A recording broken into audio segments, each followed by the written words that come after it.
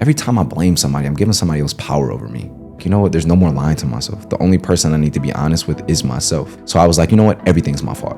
And the moment I said that, I took all the power back from everybody else. It's my decision on whether or not I want to wake up at 7 in the morning. It's my decision if I want to go to the gym. If I'm fat, it's my fault. If I don't like my life, it's my fault. If I look at my bank account and I don't like the number that's in there, it's a reflection of what I've been doing over these last 90 days. So if I don't like it, then I should probably change. So this is what your Twitter bio says. I'm just a young dad that grew up in Cleveland and had a kid at 18. I started off selling do-rags and it turned into 3 6-figure brands and a 7-figure business in 3 years.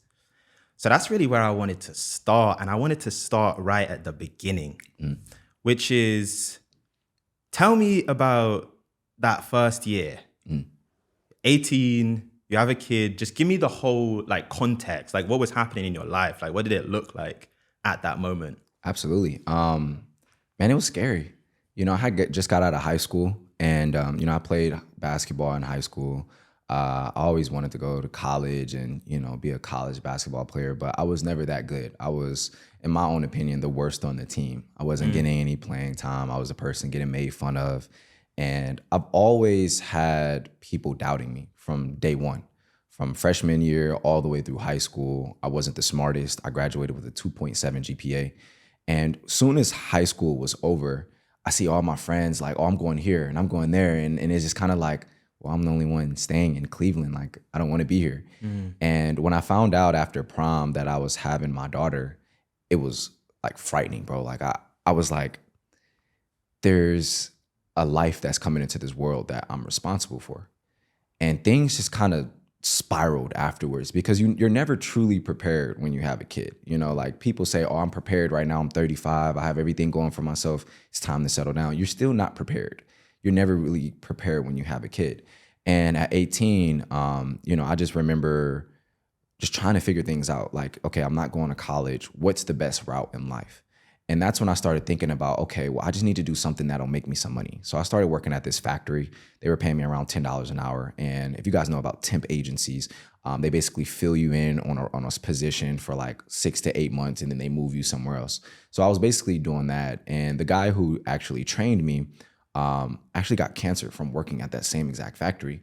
So as I'm working there, I'm yo, this guy's going through this. He's actually physically going through it, and I can see it, and he's training me. And it just kind of scared me because I started realizing what happens to people in the workforce when they're not paying attention to the type of environment that they're in. So once I had my daughter, when she was born, I was still working at this factory. I was trying to save up as much as possible. By the time I turned 19, me and my mom were starting to get into it. She kicked us out. So we ended up living with my daughter's mom's mom, and we were sleeping on the floor. So we were this little twin-size bed. I would take the couch cushions off and I would lay them on the floor and then put sheets over it and then lay my daughter down. And if you look on my Twitter, one of my pictures is me and my daughter laying on one of those twin-size beds.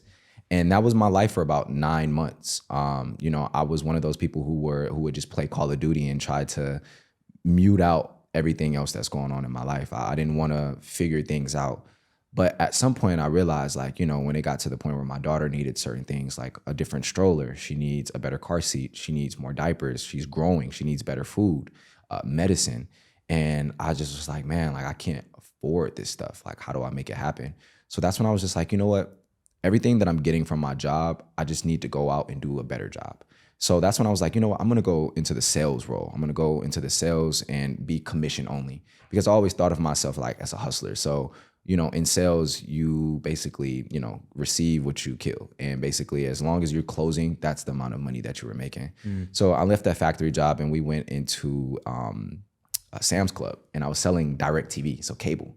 Yep. And I was just this dude always wearing these suits, and I wore the same 3 suits for probably the first 7 to 8 months of me working there. And I was just getting better and better and better, learning how to take no's after no's after no's. And I was just man, this is difficult.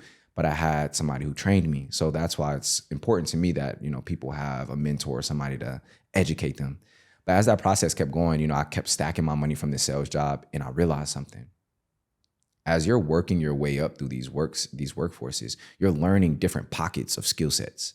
And I was okay, well, factories, I understood the assembly line, I understood shipment, I understood, all of these different components in a factory and how this business worked, but I never really thought about it from a broad standpoint, a bird's eye view. And then as I went into sales, I'm like, I'm understanding psychology. I'm understanding how to basically persuade you into buying what I am selling you. I'm learning how to pull out your problems without you even knowing, and then insert a solution and make you feel like you need it right now. And as I started learning these things, I'm like, wow, like I'm starting to get more self-aware. I started reading more books, and the human psychology just became something that I was fascinated in. I was just like, how do these people think? You know, certain things that I can say can really make somebody feel this way. You know, I can make somebody mad instantly, or I can make them super happy instantly. And I just kind of fell in love with that. And as I started falling in love with that, I went on to sell cars, started stacking money up from cars. I was doing around $6,000-$7,000 a month from selling cars. I was one of the top people in Cleveland, Ohio at my age. And I just started working my way up. And that's when I started selling do-rags on the side of my job. So that was a whole nother thing. I was like, it's the same thing. I'm just, you know, buying these from the beauty supply store. Then I started learning product management. I started learning manufacturing. I started learning, you know, how to get referrals, how to get, you know, good reviews. And as I just kept going, I built the first business, Snaggerag. It was a long little journey right there. I'm not going to lie. But, you know, having my daughter with me, she kind of grew up throughout that entire phase, fulfilling orders with me. I would sometimes put her in her little seat, let me fulfill my orders, play some music, let her watch Cocomelon and do my thing. And that was my life for the first 2-3 years of entrepreneurship. I didn't start off with money. There was no person that was like, you're going to be able to do this because you're amazing. It was like everybody was doubting me. And I feel like in the midst of all of that, I found myself. And the person I am today, I thank the person that worked that hard and working those 12, 13-hour shifts to make sure that everything is good now.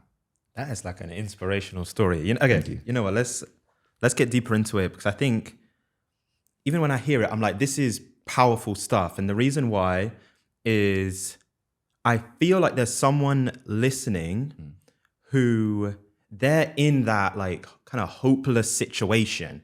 And maybe like the context and exactly what was happening in your life in those beginning stages isn't the same as what's happening for them. Yeah. But they're in that space where like maybe they're playing Call of Duty or FIFA or whatever it is, and like shit's just not working the way that they expected.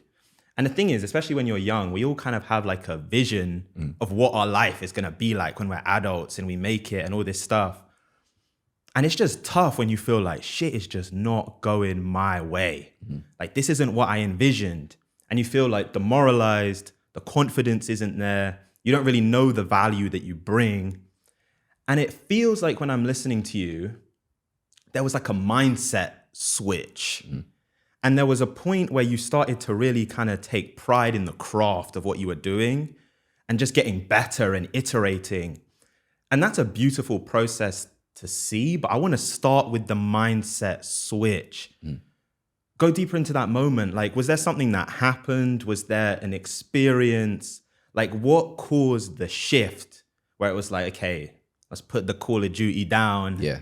And I'm going to start really going at this shit. This episode is brought to you by Free Agency. If you want to take your career to the next level, Free Agency is a company that you should check out. They manage and represent talent in the tech industry, and they provide you with a dedicated talent agent to help you find, engage, and win top of market roles that will maximize your earning potential. No more leaving money on the table. Stop job searching alone and start building your dream career today with Free Agency. Anyway, back to the show.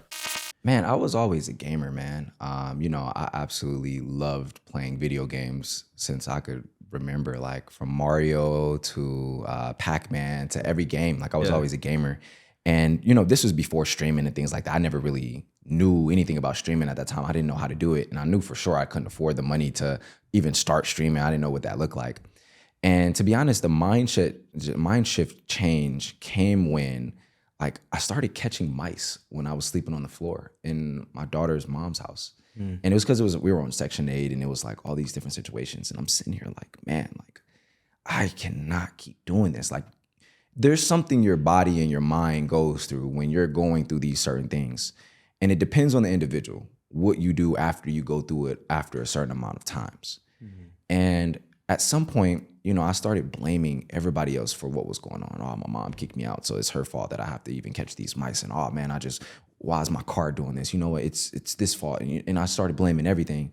And there was just this one day, like I was sitting with my daughter. We were watching we were watching some movie. I think it's I can't Encanto or something like that. Sitting there watching a movie, and I'm just like, every time I blame somebody, I'm giving somebody else power over me. And I started looking within, and I was like, all of this stuff is my fault. Like everything's my fault. And I got down on myself for a period of time. But I think what happens is it was building resilience. Like sometimes when you're self-aware and you're very self-aware, you can kind of look at things that you know you've done wrong and try to lie to yourself. But what I did was I was like, you know what? There's no more lying to myself. The only person I need to be honest with is myself. And that's the only way I'll be able to speak truth when I come onto these podcasts or I do a YouTube video or I speak to other individuals who look up to me. I have to be truthful and I have to be pure with my intentions. So I was like, you know what? Everything's my fault. And the moment I said that, I took all the power back from everybody else. And I said, wow, like it's my decision on whether or not I want to wake up at 7 a.m. It's my decision if I want to go to the gym. If I'm fat, it's my fault. If I don't like my life, it's my fault. If I look at my bank account and I don't like the number that's in there, it's a reflection of what I've been doing over these last 90 days. So if I don't like it, then I should probably change. That's exactly what happened. And the mind shift is really changing your daily habits. You know, because I tell people all the time, you know, if you look at your bank account, for example, and you don't like the number that's in there, it's a sum of your decisions you've made throughout the last 90 days. So at some point in time, you have to be confident enough in yourself to say, you know what, I am going to change things every day moving forward for the next 90 days.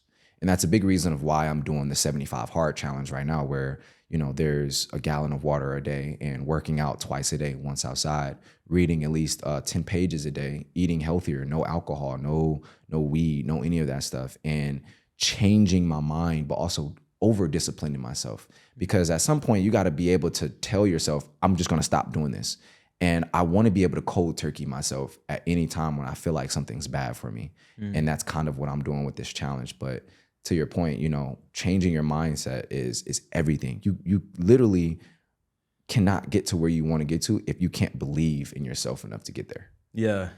Yeah, you know what's interesting? There's this quote that I love, which is that a change will occur when the pain of staying the same outweighs the pain of changing.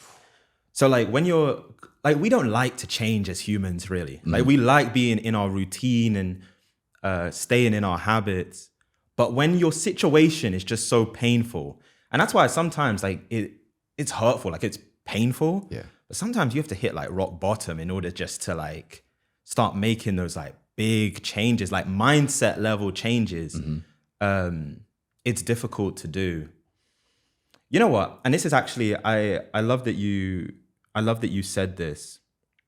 The fact that like when you were starting your do-rag business, it was like difficult in the beginning. Yeah. And the reason I love it is like, and it's one of the things, I was actually talking about this with someone recently. When I listen to a lot of entrepreneurs, it feels like they've like romanticized their story. Yeah. So you listen to them and it's just like, it feels like it's like this series of wins that was like cascading into like a bigger win. And I think sometimes it gives like a picture of starting a business, which just isn't true. Absolutely. And like everyone that I've got on this podcast had moments where like the shit just wasn't working at all. And for all intents and purposes, they almost look like a fool because it's like, I made this bet to do this thing and nothing is working. And it's even the individual that has the most confidence, the most self-belief starts to like doubt themselves a bit. Like this shit just not, like maybe this just ain't for me. Yeah. And so, you know what, tell me about those moments. Like what was happening? Like what was it that wasn't working? Honestly, man, it's first off, you know, transitioning from being in person selling do-rags to online. That was a completely different game because I couldn't afford a computer at the time. So I built my entire Shopify store off of my cell phone. So there was this, and back then there was no shorter version videos of how to build a website. They were all 4-hour videos. And with my hours that I was working, I was going in at 6, sometimes 5 a.m. and I wouldn't get off until 5 p.m. So I always told myself, you know what? I need to go 5 to 9. This is what my life needs to look like. Or sometimes 5 to 12, because 5 hours of sleep, I'll be good. I'll be fine. And that's like what I told myself in the beginning. And a lot of the things that kind of didn't work for me were, number one, going and being online, like not understanding how to fulfill orders, not understanding the resources that you need, printing labels, printing shipping labels. What about the bags that you got to order from Amazon? I was using USPS boxes and I was paying more for my shipping, and painful things like taxes, like not realizing, oh, you got to put aside 30%. When people say, oh yeah, put aside like, a good amount of money. No, you actually have to put aside 30%, like really. So then realizing that all the money that you do have isn't actually your money. You still got to pay Uncle Sam because he's always going to get his. And these are just a couple different things. Even when we try to, where we transition into designer do-rags, where we were selling like, Louis Vuitton do-rags, Gucci do-rags, and having Louis Vuitton send me a letter in the mail, like, hey, this is a cease and desist. And, at one point I was super nervous. I took everything down. I was like, no. And then my mom told me something. She was like, son, that means they see you as a competition. I mean, you're making this much money off of selling something to a community of people who actually want it that they won't service. And I was like, wow, that's powerful. I never thought about it like that. And, these things, man, if I'm being honest, bro, in business, there's just different seasons, like there's different phases you're going to go through. And you have to be able to take the punches. You have to. There's even times now at my level of success and, and where I am now, there's times where I doubt myself, and you have to really figure out who's around you, because, I have my girlfriend and, when I have times where I'm doubting myself or I'm just like, man, this is just not working. And I'm putting hours after hours. I'm buying the courses. I'm buying the coaching programs. I'm putting in, I'm waking up at 6 a.m. and I'm working until 12 p.m., and I'm putting 6 hours in the beginning of my day just to make sure this works. There's times where you just got to have somebody to confide in. And business is not easy, bro. Once you reach that first million, you start thinking like, all right, how do I get to 10? And when you start thinking about everything that you did for the first one, you start realizing like, I kind of like made it by luck in a sense. I found certain things, certain things fell into my lap in certain time periods, but there's a season for everything, even for people, when certain people come into your life and they exit your life, you can't sit there and be like, oh man, and like soak and like be depressed and things. You just gotta kind of be like, God is pushing me towards a different direction. And I have to be able to listen, because every person prays for guidance and, to seek refuge in him and things like that. But the problem is when he starts pushing you in the right direction, you start resisting. It's like, at what point in time do you just kind of let things happen the way they need to and stop doubting yourself and, be confident in your abilities? If you're great at, being in front of the camera, or like being a podcast person, just realizing that you're great at it, and that people cannot do this. I lived in Egypt for 4 years of my life, and a lot of my friends didn't even have shoes to play soccer when I was playing with them. And it kind of changed my mindset. But now when I'm in America and it's like, even in New York, seeing all the homeless people, it's like, we're so blessed to do the things that we do. And it's like the gratitude has to be there, because just as quickly as you get it, you can build the best wall in the world, but then one thing can send it crumbling down. So the foundation has to be there, and you have to really understand gratitude is everything. That's what's going to take you to the next level. Yeah. That's an interesting point. I feel like you see it especially in New York. There's certain moments just like walking around, and even like the homelessness and like the mental health stuff, where you're just like, this shit is like brutal. Yeah. Like life is like brutal.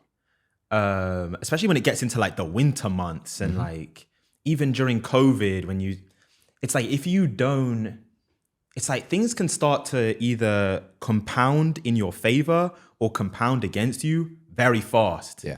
Like the power of momentum both ways is not to be underestimated. And I think one of the, because I left my job to start doing the podcast and my agency full time, maybe like 6-7 months ago. And so I'm very much in that season of like, things just feel difficult. Yeah.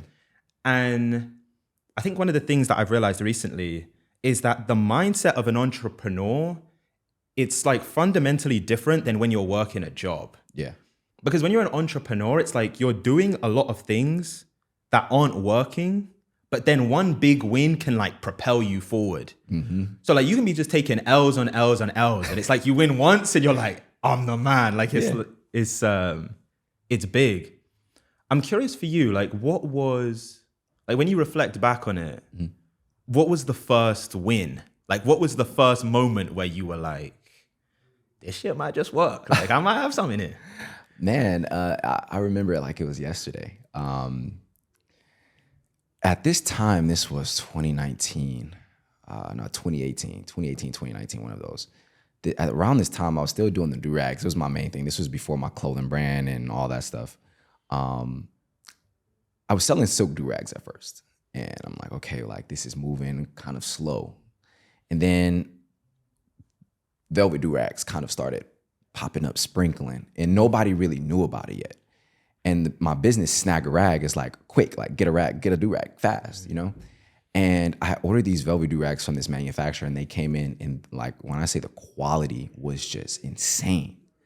So I was like, all right, I took a cardboard box. I went into my little fulfillment room. So my mom we had like a 4-bedroom house, and I had my sisters in there. So it was like one extra room open, and I would put all of my inventory in there. And I would have like these little drawers for all my do-rags and stuff. And I would have them organized with how many are in there. Sometimes my sister would help me fulfill my orders and things. And basically what I did was I went in that room. I went to a fabric store. I bought a black drop, taped it up on the wall. I took a cardboard box, literally, sat it down, put the drape over the cardboard box so it can make it look like I'm sitting in a chair. I grabbed my daughter, I put the do-rag on my head, I gave her a do-rag, and we literally was just like, hey, like I just shot a video, and it was like a 60-second video. And I was like, hey, these are the best do-rags out. If you need a do-rag, look at the quality, you can stretch it. So if you have a bigger head than usual, it's just people were laughing, but the whole time my daughter just like falling around and playing and looking back and laughing and smiling. And I posted that video and it went super viral. And I was like, whoa, that was my first time ever going viral, and it was with her. And to be able to share that experience with her was one of the best things ever. And that's when I started looking at it like, okay, well, all these eyes are looking at me now from an organic standpoint. What would happen if I started running ads to it? Because if so many people are buying it from organic, then I bet if I just kind of poured more gasoline on the fire, then I bet it will probably boost. And I kid you not, bro, we ran an ad to that, and my ROAS, as far as like how much money I was spending on Facebook ads and how much I was receiving back, for every $1 I was spending on ads, I was making back $7 from my business. Jeez. So I was just like, yo, like the first time I was like putting in $100, made back $700-800. And I'm like, oh, this is crazy. So I was like, all right, maybe if I just put more money into it. And then the orders just kept coming in. The video kept going viral. People started reposting it. And I'm like, yo, this is working. And then we had our first 10K month. And I was like, nah, bro, like 10K, like, I was like, yo, I'm about to quit my job. Everything's done. I'm good. And that was the moment I was like, this can actually work. Like Snag a Rag could actually be a big company if I really put the time in. Yeah. You know, it's funny. There's a guy, he's an entrepreneur and he's also an investor. And he wrote this tweet and he was basically saying that like gamers, like people that love like games, like playing games, make like really good entrepreneurs. Yeah. And I think the reason is because it gets to a certain point where like business is almost like a game. Like you start to understand the rules and like what matters. And then you can almost like start to like push certain levers and like shit starts working like a game. The thing is, I feel like now it feels like everything you do is so polished. Like the marketing, especially like following you on Instagram, seeing the content that you post, seeing the ads, it feels like you have a very specific awareness of like what you need to do to get a certain result. Where did that come from? Like, how did you even learn about like ads and marketing and all those things? Because I think there's a lot of people that have probably had like a video go viral or like it gets more views than they're used to. But it feels like you've been able to do it in like a repeatable way. It feels like you figured out the game of like marketing and not just to get views, to make money, which is a big distinction. So what was that process of learning that? Yeah, so when I was selling cars, I used to fulfill my orders in the office. Like we'd have this like huge office and all of the sales guys will have their own computer. And at the same time when I was fulfilling my orders, I was learning Facebook ads. So before I had that made that video, I was still kind of testing the waters with ads and I was kind of like spending money here and there, but I was constantly just losing money. And I'm just sitting here like watching all of the YouTube videos. So to be honest with you, YouTube University kind of propelled me to learning so many more skill sets until I started buying courses and things like that, which is why I always tell people like educate yourself. The skill set of learning marketing, the skill set of running ads, when you combine those two, you can make 8 figures, you can make 9 figures if I'm being honest with you. These businesses, they're not smarter than us. They're just doing at a higher quality than us and they're spending way more money than us. But you got to start somewhere. And for me personally, I was running ads in there, learning the ins and outs. And then when we had that video, I was still running it. And it made it a little bit easier when I found a creative, an ad that actually worked because now I could test multiple different audiences. I could go after love and hip hop. I can go after Kobe Bryant. I can go after LeBron James. But I started shifting my mindset. Instead of just thinking of it as running ads, I'm thinking about where's my pocket of audiences? Where are they at? Like, what do they watch? What do they see on social media? Who do they follow? You know, a lot of the times, you know, if you look at the African-American demographic, we all like kind of the same things. Hip hop, we like drama. So we watch MTV, we watch, you know, BET, we watch all these different movies. And for me, I was selling a predominantly African-American product. I'm like, this is where my audience is going to be. So I was like, all right, let me go target those things. And I started off with my budgets being a little bit lower because I didn't have a crazy amount of money to work with. And as I started spending, I started realizing, okay, Love and Hip Hop is converting very well right now. Okay, let's try Love and Hip Hop Atlanta. And then we started transitioning into different pockets within that one pocket. And it's kind of like you have like one little section and then there's all these little mini sections. And then you're constantly learning, spending money on all of them and trying to figure out what works and what doesn't work. And then you're constantly changing and trying to remake that one creative that worked very well. And it's just a process of just constantly redoing the things that you know that work and doing less of what doesn't work. So spending money less on the ads that don't work, spending more money on the ones that do work, learning more about different scaling budgets or different scaling strategies when it comes to ads. But now when it comes to like content, man, I think if I were to be honest, a lot of the times when it comes to me being able to make a viral video, I can kind of just feel it. And it's not like I'm a genius or anything. It's just that I've taken 5 years to learn who I am, to learn my strengths. And I've always been pure with my intentions. So when I create something, it's truly from my heart. It's truly like something, a creation like that I make. And I know that there's only certain things that I could say and I could do that'll make a certain impact on people. And that's my superpower. I'm self-aware enough to realize that there's things that I can say and ways that I can say it that nobody else can say it in. And I take those things and I keep them in my back pocket. And when it comes times for marketing, I'm like, okay, you know, if I needed to promote, like my guy Kai, shout out to Cool Kai. If me and him have a brand partnership and I need to do a really cool video for him, like I just did, it was a mobile translator. And I was like, okay, what are all the features and benefits? I told my mind that it will allow you to not only learn languages, you can literally click a button and you can translate a language through voice right then and there. So if somebody speaks Spanish or if there's a barrier, I can actually click a button and then translate back and forth so we can have a conversation. You can also use it to read menus if you're out at the restaurants. And I used those 3 things in that video. I just made sure I had a really nice fit on because what people don't realize is that sometimes the outfit is what actually propels you a lot farther. Yeah. So I'll do like all nude outfit, or I'll do like an all brown outfit, or, you know, super white. Like I'll do something that stands out and that catches your eye. And it won't be like all red or all blue, like normal colors you'd see. I'll do like an all nude and like browns and colors like that.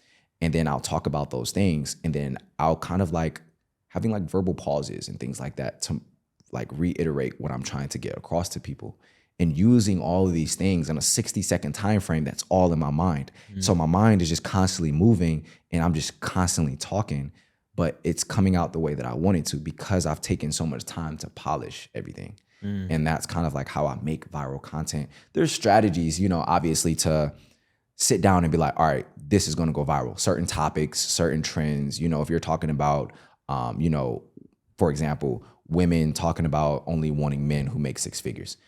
I could make a viral topic about that. I could make a viral video about it, not only from a man's perspective, but from a woman's perspective, because it's like, okay, men, you're gonna feel some type of way that she feels like that she wants a man who only makes six figures. But what if that's the only thing she's exposed to? What if her dad's a multimillionaire and the only thing she's been around is men who make more than seven figures? So you can't blame her for having that perspective. But ladies, you can't just put out certain things that'll make a man who makes $70,000 a year feel differently. Because at the end of the day, he probably knows himself more than the multimillionaire who has no moral compass. And there's so many different ways, that you can spin something, but you just have to take the time out to like really understand the perspectives from both and then understand your own and then be honest with the content. Yeah. Nah, you know your shit, I can tell. Probably a few viral moments in what you just said. Facts. Yeah. You know what? It's there's this Drake lyric that I love where he says, my confidence level is getting settled. And I feel like when I listen to you speak, it feels like you're like at that point, like you kind of know what your shit is, like your confidence level is settled. There's this thing called the 80-20 principle. Have you heard of that? I've heard of it slightly. I haven't heard of it too much though. You definitely want to learn. So basically what it is, it's that 20% of the inputs cause 80% of the outputs. So essentially what that means is it's actually like a very small section of what we do truly matters. Yeah. And that causes all of the results. And it's actually just kind of, it's a principle, but it's just true in so many ways, in different things. Like most businesses don't work, right? So like 20% of businesses probably do cause like 80% of like the total business revenue. Yeah. Even if you think about it in like a sports sense, I love the NBA, right? Like it's a very superstar driven league. Yeah. 20% of the athletes on the team probably cause like 80% plus of the actual result of how the team goes. Yeah. I think part of the difficulty with when you're starting out in business is there's so much that you don't know. You don't know what the 20% is. Yeah, facts. It's basically what you're saying. Like you're trying to figure out like taxes, sales, marketing, fulfillment. You're trying to figure out like what your unique edge is, even as a company, even as an individual, let alone a company. So the fact that you don't know, it makes it very difficult to focus on the 20% that truly matters. The reason I say all of that is I'm sure there's people that are listening that it feels like they're trying to learn all of these different things, but it's having no impact on the bottom line. Like it's having no impact on the result. And so I just feel like you could give such a good perspective, which is like, if I'm trying to get to my first 10K month, my first 20K month, and I came to you and I was like, Tez, like, where do I put my focus? Like, what do I need to learn? What is the shit that matters? What is the stuff that like, I don't even need to think about right now? Like, what would you tell that person that's like, I want that 10K month? Like, where do I put my focus? I would tell that person, learn how to relearn. I think that we have been programmed since infants and since children because the beliefs that we have and the things that we see and we think are true are not actually 100% true. And I think at some point we have to reprogram our mind and change our perspective on the entire world. And it's only then when you'll truly find your edge, because you'll realize that the things that people highlight as being great aren't that great. And the things that people don't highlight at all are the things that are the hidden gems.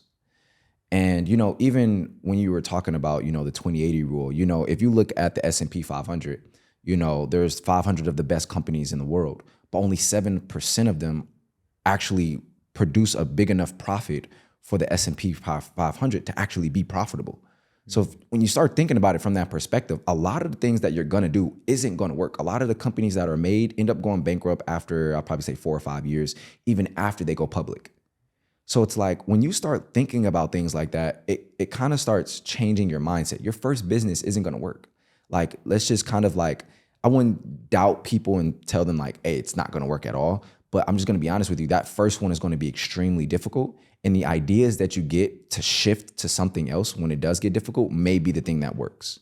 Because do-rags worked very well for me. But even though the profit margins were higher, I made way more money with clothing because of the profit, the amount of money I was making per unit was higher, and the scalability of it. Now these are clothing. People wear clothing. Like, we're humans, we have to put clothes on, and we're gonna always need clothing. So it's like, when you start looking at things from this point of view, and then you start asking yourself, well, how do I make my first 10K month? Well, what lane are you trying to go down?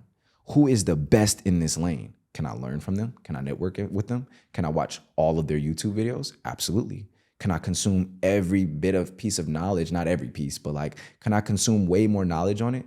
Can I put in an hour to 2 hours a day to learn about Facebook ads, to learn about marketing? Because if I'm being honest with you, like, every company needs ads. Every company needs marketing. Every company needs operations. You learn one of those three first, and then you go in whatever order you want. I can tell you that you'll make 10K a month. I don't think making 10K a month is extremely difficult. I think that it's the lane that you choose to go down to make 10K a month. It might just be more difficult than others. So like agencies, it's a lot easier to solve a person's problem who makes $1 million if you know how to solve it than it is to solve a person who has only $2,000 and wants to make 10,000. Because that individual who's making multiple millions or multiple six figures, they're willing to pay you $5,000 a month to fix this one part of their business that will affect their bottom line. So how do I solve bigger problems and then deal with people who make way more money? And then if you are going to go the route where you're dealing with people who may not have as much money, how do I play the volume game? How can I play this game so well? What unique edge do I have that I can play so well to my advantage to where the volume comes a lot easier and I don't have to spend as much?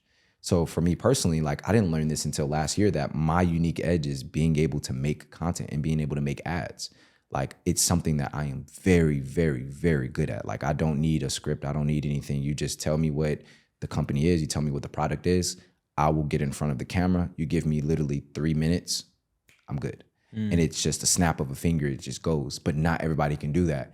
And I didn't realize that until my content team told me. It's like, bro, you really can sit down in front of a camera and talk forever. Yeah. And I'm like, yeah, it just comes natural. And they're like, that's not for everybody. Everybody can't do that. Everybody can't market or find the best 3 key components to talk about and then systematically say it in order and then make sure you still have the call to action in the 60-second time frame. Not everybody can do that. And I never thought about it from that point of view. So it's just like, for the individuals who are watching, you have to take some time out to learn who you are, learn the things that you're amazing at.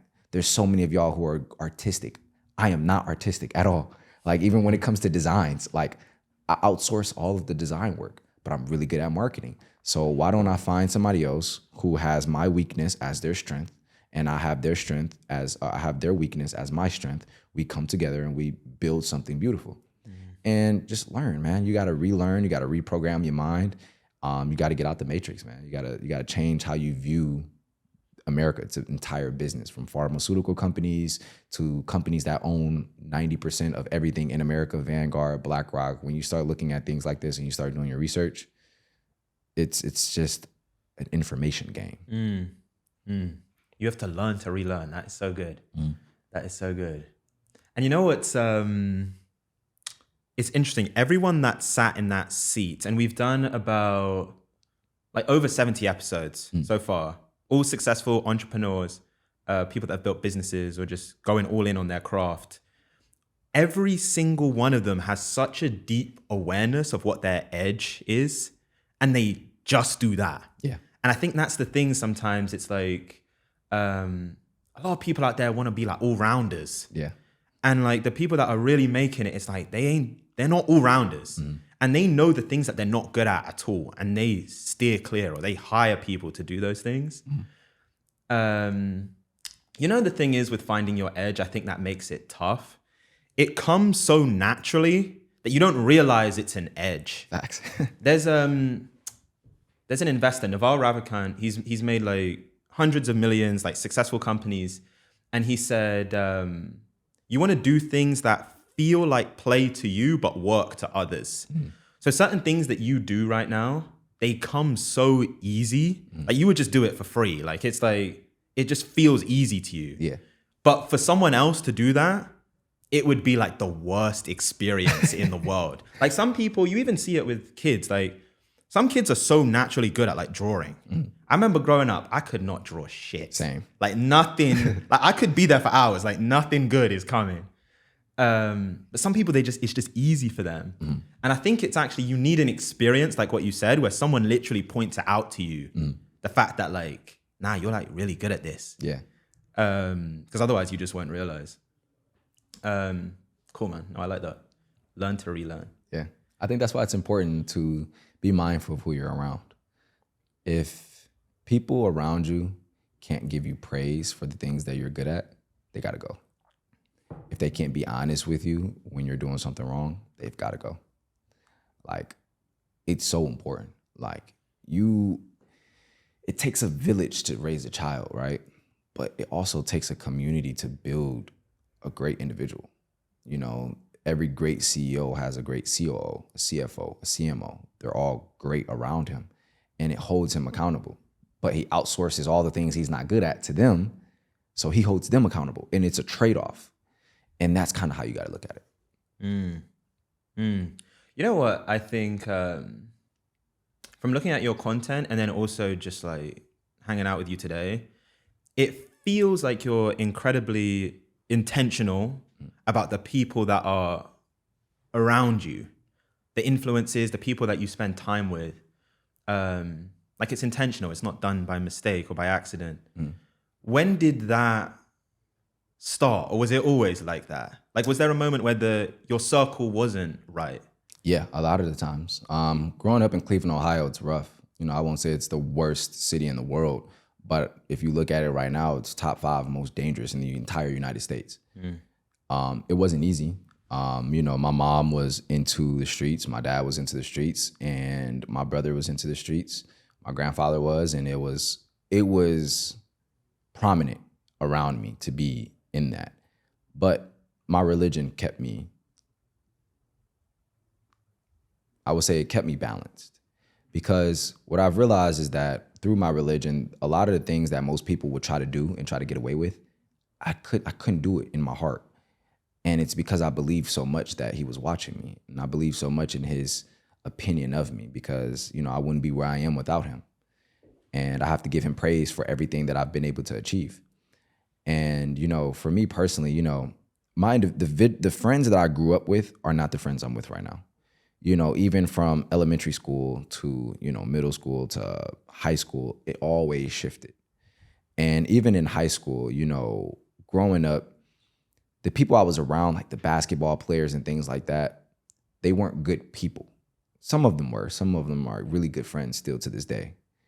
But you got to learn the difference between associates and real friends and family. Like, that's how I consider my friends. They're family. Like, I'll take care of you. You need something. Yo, I need you to spot me on this. I got you. Without even thinking about it. And you got to really be confident in those people. And it takes a lot of certain signs that you got to pay attention to find those people and to really spot out the characteristics that you got to stay away from. So, like, I had friends that were in the streets a lot. And, you know, obviously every teenager goes through that phase where you want to smoke and you want to drink and you want to kick it. But trouble comes with that.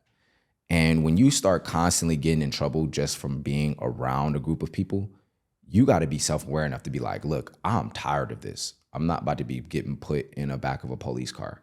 I'm not about to be the person who gets caught up with weed. I'm not about to be the person that's so drunk that I got to come home and now my mom sees me out of my body drunk. Like, when you start looking at things like that and you start asking yourself, well, what do I truly want? Because everything you do is based off of your decisions. Nobody's putting a gun to your head and telling you, oh yeah, you got to go hang out with them. Nobody's telling you that. It just takes one decision. It's a hard decision to make though, you know, to stop being around the people you're accustomed to being around. And that's why I like the fact that my high school was so diverse. You know, we had, you know, Asians, African Americans, Indians, all commingling, eating lunch with each other. Like, it wasn't like the basketball team only ate with the basketball team. It's like, if you did basketball but you like chess, then you're eating with the people who, and it's just like, I've always been around diversity. And I think it's shifted my mind to believe that you can change your circle if you want to. They just may not look the way you want them to look. And it's a powerful thing that you got to come to an understanding with. Yeah, you spoke about your religion, and I could just feel it was like so meaningful it meant something to you. It was almost like you went to like a different place with it. I'm curious, was there moments that belief and that faith, like it was just really tested? All the time. You're gonna be tested at every level in life, from the foundation up. You're gonna be tested in all areas of life. And in religion, yeah, I would say when you're like, I grew up Muslim, so in Islam, a lot of the things that everybody else could do, I couldn't do. So like birthday parties, I could never have birthday parties. Christmas, like my dad's side of the family was Christian, so a lot of the things that they did, I couldn't experience with them. So Christmas, I couldn't get presents on Christmas. I would have to wait like a week after or a week before to just get something from my dad. And a lot of those times I used to be so angry because I'm like, I don't get to share those experiences. Like a birthday, like, people coming around, they love you and you have your own birthday party. And, I didn't have one until like 21, 22, like my own actual birthday party. And even though, in my religion, I'm still, fully Muslim, and I would never change that. I started changing what I believed within my religion. Certain things I realized that at the end of the day, all these books are created by a human, messenger or not, right? And I also believe that there's certain things that I agree with and things that I don't agree with, and that feels true to me. And I think that, in every religion, God says he created you in his image. And I think at some point you have to have enough, you have to be able to make decisions for you and not just go based off of what everybody else is doing. So if I like something, I'm going to do it. But I got to make sure I do the research on it to make sure this is something that I truly like. Do I like it because social media is doing it, because I see other people doing it, or do I like it because I genuinely like it? And even when it comes to foods and what you eat, I don't eat pork, whether I was Muslim or not. I don't eat pork because of the stuff that's in it and how it's processed and how it's created. But most people don't do enough research to look at it, because if you did, you'd probably start looking at it differently. You probably would stop eating it. But to each is their own. And that's kind of how I live my life. It's just like, I never judge anybody else for making decisions that they feel like is best for them, because at the end of the day, it's not my life. And whatever you do is best for you. I'm just happy you're happy. Yeah. As long as you're not hurting people, it has nothing to do with me. Yeah. One of the things that you've said several times is like, you spoke about self-awareness, or like doing things that are true to you. And it's interesting because I have the same thing. And even my mum said it to me, which is like, there's certain things that I'm just so principled about, because I feel like I have an awareness of who I am. And it's like, I wouldn't do that. Like, that's not something that I would do. And almost there's so many in the world, there's so many like influences and like temptations and things that are being put around you that they can sometimes move you off that square. Yeah. And you start doing stuff that you're like, this ain't me, man. Like, I wouldn't do this. Like, people that knew me growing up, or like really know me, they know I would not do that thing. And for me, it's like, even if it's the smallest thing, I'm like, I can't do it. Yeah. Because the worst thing, and this is always what I tell myself, is like, you have to live with yourself. Yeah. 100% of the time. That motherfucker don't shut up. Like, it keeps going. And so I think those are like, more than any sort of like failure or anything, it's like, when I feel like I let myself down, that is like the worst feeling. I'm curious for you, like, do you have those moments where you just feel like you did something, like, that wasn't me, man. Like, I wouldn't do that. Yeah, I do. I think that I have skeletons in my closet. Yeah. I wouldn't say I'm the most pure person in the world. I've made terrible decisions, some that I'm to this day still not proud of.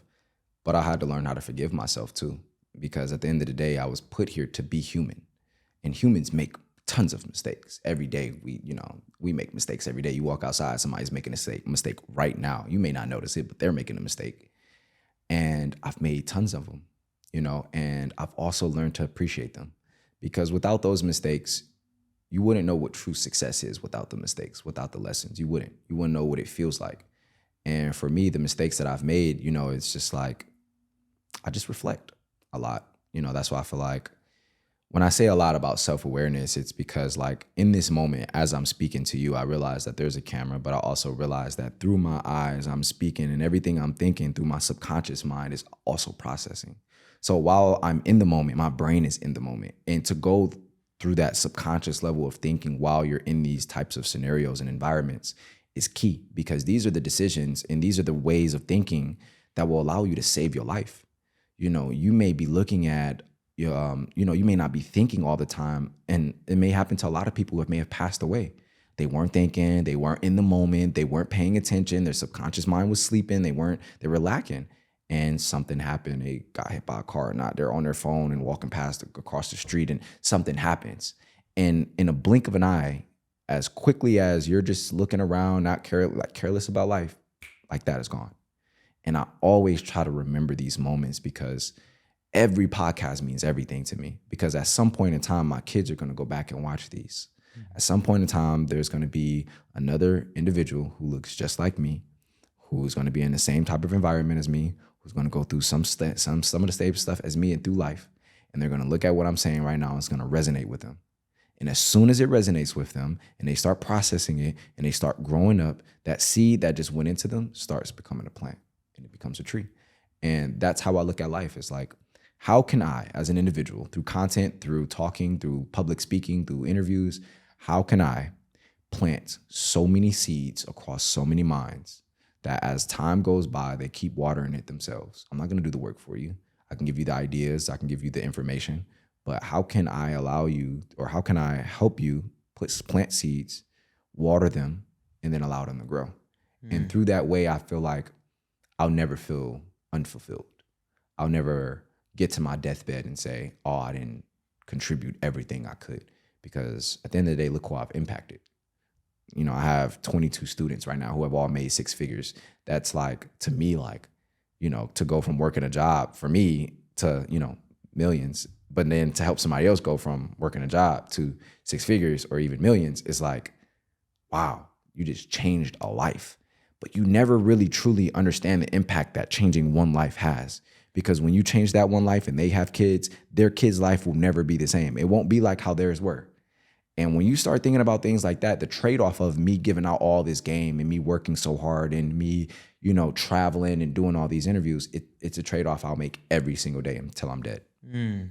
I just thought about something, which is like, and we spoke about how things can compound in like a good way or a bad way in life. If we were hyper aware of decisions that we're making and what impact that has several stages down the line, it would change everything. Yeah. It would change everything, because even what you said, right, is like, there's whole communities. It might sound dramatic. There's whole communities that could have been changed by you being able to educate 22 students. Yeah. And the volume, it might not even seem, it's not hundreds, it's not millions, but like, you don't see the impact, the momentum, the things that happen down the line. You know what? I wanted to key in on one thing that you said, which is you spoke about like self-forgiveness. I think Alex Hormozi says this thing when he says a lot of, in business, if you're not achieving something, it's usually down to two reasons. So it's either skills or it's belief. Yeah. And I think the belief section is actually very underrated and it's not spoken about enough. And it's interesting sometimes. I hear it when people come to me and they want to start a podcast. You hear like a lot of like limiting beliefs. Even sometimes you might even, taking it into a different world, you might even have friends and it's like they have so much talent, so many gifts, but it's like they self-sabotage. Yeah. And the reason I bring that up in relation to the self-forgiveness is sometimes when you haven't forgiven yourself for something, it's like you keep playing out this result over and over and over again. And so I'm just curious, like, what was that process? Because that's not spoken about enough. It's like the thing that happened to me as a kid, or the thing that I witnessed as a child, or that I saw my parents doing, like, how do I heal from that? Yeah. Because here's the thing, right? I think there was a study about this, which is a lot of the things that happen to us as children, even if it has nothing to do with us, we take it as full, like we have the responsibility. Yeah. So if I witness something that like my dad did or my mom did or my sister or older brother, in a child's mind, it's like, I did that. So you have to forgive yourself for things that you didn't even really do as a kid. Yeah. I'm curious for you, and like, it might be one of those things, like it's hard to have the answer, but like, what is that process of like self-forgiveness?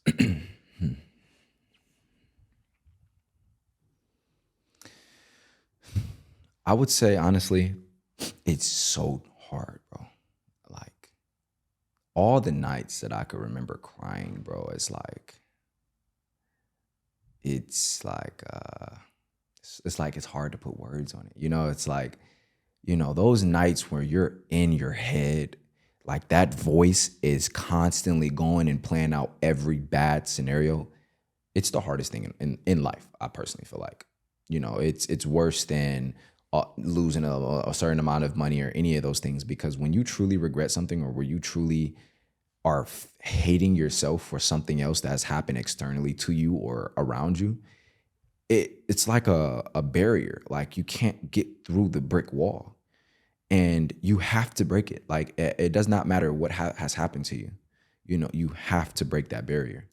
And that process for me is praying, you know, praying so much, bro, asking for forgiveness until it starts relieving within me. And that's how I'll know that hopefully he's forgiving me. But if it's relieving in me that I'm praying and I'm asking for forgiveness, then it's got to be doing something. And also, I realized that over time, things lessen. You know, I give myself a 72-hour rule. So if I'm angry at something, I'll give myself 72 hours before I react to it. That'll save a lot of people from going to jail. That'll save a lot of people from dying. Just thinking, yo, you know what? Before I go out here and do something that could put me up for life, let me think about this for 72 hours and think if this is something that I should really do. By the first 24 hours, it'll sting still. You'll probably be still angry. You'll probably be like, you know, I could still do it. That's usually when most people fold. They bend after that first 24 hours, or they don't even give themselves 24 hours. By 48 hours, it's lessened a lot. And you're coming back to your foundation, or your moral compass is coming back, and you're like, okay, you can take a deep breath. It still stings a little bit. You still think about it. It's not going to go away. By that third day, you're back to normal. Not 100%. To an extent, you'll be a lot better than you were on day one. But I can promise you that if you gave yourself 72 hours, by that third day, you will feel so much better. And it's something you got to go through. I meditate a lot. I sit with myself a lot. I think about the things that I've done bad. I tell myself, you know what? You did what you did in the moment because you may have thought it was good for you, or you weren't thinking in the moment. You can't be so critical on yourself.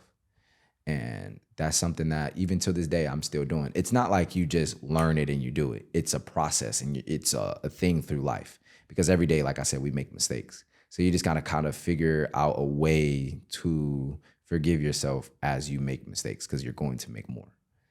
And, you know, I read The Four Agreements. Have you ever read it? No, I've heard of it though. Phenomenal book. It teaches you so many different things about life, man, like things that we just don't think about. And, you know, one thing that I talk about a lot now is the power of the tongue. You know, that self-belief and self-sabotage, it's real. When you speak these things out into the world, the universe has an amazing way of it coming right back to you. So, you know, I've manifested everything I wanted in my life. I would sit in my Impala with the little ticking noise, and I would sit there and I would close my eyes and I would feel the car. I would just imagine that it was a Lamborghini. And yeah, I may not have the Lamborghini now, not because I can't afford it, but because I don't need one. You start getting to a point in life where you're like, I'm happy. Like, I have a Tesla. I love my Tesla. I love my car. And I got the car that I love because I love it, not because I want to go flex on somebody else. Now, when I do get the Lamborghini, then it's going to be like, okay, I got it because it was just something that I need to do as a tax write-off. It's going to be different than me wanting it and just going out to get it. Even when it came to the jewelry, I bought the jewelry because that's something I wanted as a kid. So I went out and I bought it. Some people may say, oh, that's a bad decision. It'll depreciate. Well, good thing I'm not asking for your opinion. Yeah. Because I'm me. And I know that with me putting on this watch or the chain, it made me feel better for a certain period of time, that I accomplished something that I wanted as a kid. And nobody can take that away from me. So I think that through the Four Agreements, the power of tongue is one of the most important things. If you keep self-sabotaging yourself, or I'm not good at this, or I can't figure it out, or this is so difficult, I might as well just give up. You're saying all of these things that are helping you convince yourself to not keep going. And one thing that I always tell people in myself, bending, folding, falling, and not getting up, it's not an option. It's just not. And when you tell yourself that, you just never fail. You may take some L's, yeah, it comes with life, but you never fail. You never just fall off. You just keep going. It's a process. You may take an L. It's like, the stock market. You look at it over the last 10 years, it's gone up and down, up and down, up and down, but the overall consistency is it's going up. No, that's special. I remember, it reminds me of something that Kobe said, Kobe Bryant, one of my idols. He had like such a strong self-belief, and he would just almost like will things into existence. Yeah. And I remember because he used to wake up at like 3 a.m. to train. And I think there was even certain games that he played and he hadn't even slept the night before. And so like he's going into an arena, like 20,000 people are watching him. He's the guy. Everyone's coming to see him. Everyone's coming through the turnstile to see him. And the guy hasn't slept and he's still putting on a show. Yeah. Like no excuses. And I remember he said, he was like, I don't negotiate with myself. Yeah. He was like, I'm not playing. Like we're getting up at 3 a.m. And I think that's a big thing, which is just keeping the promises that you made to yourself. Man, just powerful. So powerful. You know what? There's one more thing we have to talk about before we get out of here. You spoke about earlier, like just having like a great partner. Obviously your girlfriend's here and I've been even just seeing her in my peripheral vision, like recording and shit. And where my mind went, it was like, how many people would be further forward in their goals if they had a partner like that? Mm-hmm. Like they're sitting in the room listening to you do a podcast, but they're like recording it, or they're just helping you even achieve your dreams. Like they're so supportive of it. It's like the right person. Yeah. I'm curious because we hear so much like content nowadays, which is like if you're ambitious and you're like a man and you're trying to build a business or something, I feel like the way that they portray women, it's like they're like a liability. Yeah. I'm curious, like what was kind of your process to finding someone that was just great, like around you, just a perfect addition to your circle and like helping everything that you're building? Yeah. I think I went through my phases in life where 20s, you start seeing some success, you start messing up money, you start, attracting people who only want to be around you for money. And even now, like, it's still going to always be like that. There's always going to be people who just want to be around you because of money. But honestly, my partner is an asset. Her strengths are my weaknesses, and we complement each other so well. And this is like, I'm openly talking about my relationship now because it's something that empowers me as a man. Like who I am and how I wake up and who I look at in the mirror now is stronger than the one when I was by myself, because you're always better when you have somebody else who's like-minded, also believes in you just as much as you believe in them. And I would say that process is a difficult process to find that, especially in today's age. I think that social media has a lot to do with it. I think that women's perspective of what men want is drastically different than what it actually is. And I think that what men actually want is drastically different than what they need. And it's a process, and I think that as an individual, you have to kind of look at your partner as, is this the person that will help me get to my goals? And do they even have dreams? Are they a dreamer? I always told myself I'll never let my inner kid die, ever. Because dreams is what got me here. And dreams is what's going to get me to 9 figures plus. And it's not even about money, but the dream is for freedom. The dream is to impact. The dream is to be an influence. So if that's my dream, can this person help me do so? Next, you have to judge them based off of their actions. So I know that when I feel like folding or I feel like giving up, I know she has my back. It's not even, no question. And I knew like there was a moment in early in our relationship where it was like, it was really tough for me. Like business was so hard on me and family and everything was just so difficult. And I went in the bathroom and I cried, like all the lights off. Cause I don't, as a man, you don't want people to see you cry and things. Yeah. And there's all these, social media posts about, oh, if a woman sees you cry, then she thinks you're weak. Nah, like as a man, you gotta learn how to control your emotions. It's just a thing that people talk about now. And I remember she came into the bathroom and she prayed over me. That was the first time, besides my mother, ever, when I fasted for Ramadan for 30 days. She would wake up at 5 a.m. and cook for me and make sure I was good. And then dinner, cook for me, make sure I was good. But not just in a way where I'm full and I'm hungry and you make sure I'm good. That in that way, my soul is full.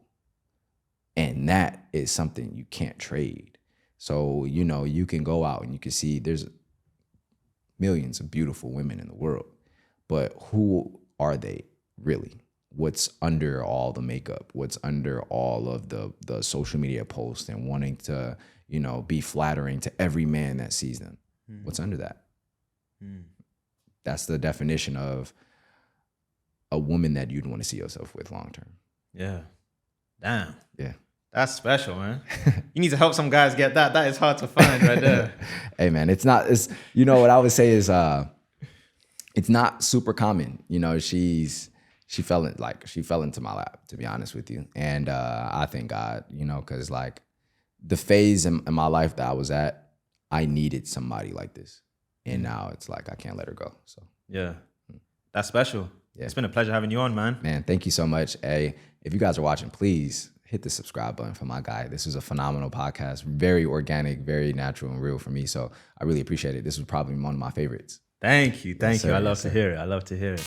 If you enjoyed this episode, please subscribe to the channel.